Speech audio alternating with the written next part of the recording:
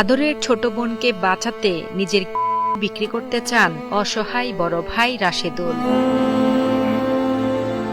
মাত্র 11 বছর বয়সেই মরণ ব্যাধি ব্লাড ক্যান্সারে আক্রান্ত মুন্নি আক্তার। গত 3 বছরে মুন্নির চিকিৎসা করাতে স্থাবর অস্থাবর সব শেষ করে পরিবার হয়েছে ঋণগ্রস্ত। এখন অবস্থা এতটাই খারাপ যে বৃদ্ধ বাবা মাও বাধ্য হয়ে কাজ করছেন অন্যের বাড়িতে।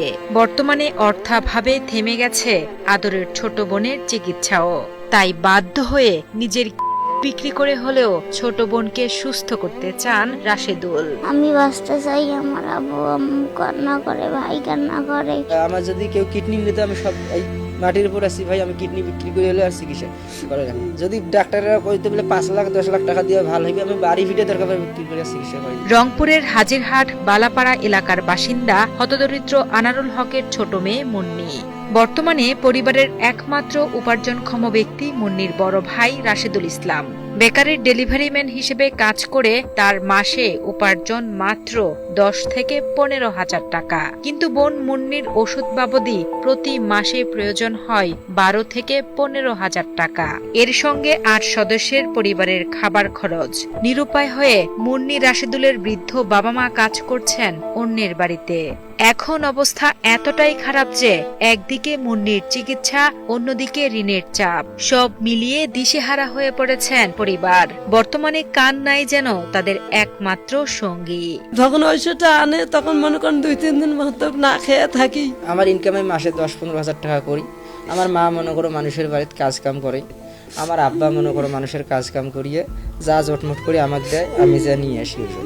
আমি সেই ইনকামাই করি, আর পেছনে ঢালতে সব শেষ। আমি মনে করো একটা ছেলে মেয়েদের কিছু নিয়ে দিতে পারিনি। চিকিৎসকের পরামর্শ অনুযায়ী মুন্নির উন্নত চিকিৎসার জন্য দ্রুত তাকে নিতে হবে ঢাকা ক্যান্সার হাসপাতালে অথবা বিদেশে। তবে তার জন্য প্রয়োজন অনেক টাকার, যা এই দরিদ্র পরিবারটির পক্ষে একেবারেই সম্ভব নয়। এই অবস্থায় মুন্নিকে বাঁচাতে আর্থিক সহযোগিতার জন্য সরকার সহ দেশের হৃদয়বান ব্যক্তিদের কাছে আকুতি জানান পরিবার। আমার হাতে পয়সা করি নাই, আমার মেয়েকে বাঁচান। ছোট্ট মুন্নির কষ্ট দেখে ব্যথিত এলাকাবাসীরাও। তাকে বাঁচাতে সমাজের বিত্তবানদের অসহায় এই পরিবারটির পাশে দাঁড়ানোর আবেদন জানান তারা। বাচ্চাটা এত টাকা পয়সা খরচ করছে, এখন নাই, কিচ্ছু নাই, তার শূন্য। বাচ্চাটা খুব সুন্দর, বাচ্চাটা কিভাবে চিকিৎসা করবে? হয়তো ঢাকা নিয়ে যদি সরকার কিছু যদি সাহায্য করতো, আর যদি কিছু লোক সাহায্য করতো বাইরে, তাহলে বাচ্চাটা বাঁচত। এত টাকা গরিব মানুষ কোথায় পাবে? তাই তো এমনি শূন্য হয়ে গেছে। গ্রামবাসীও কিছু সাহায্য করছে।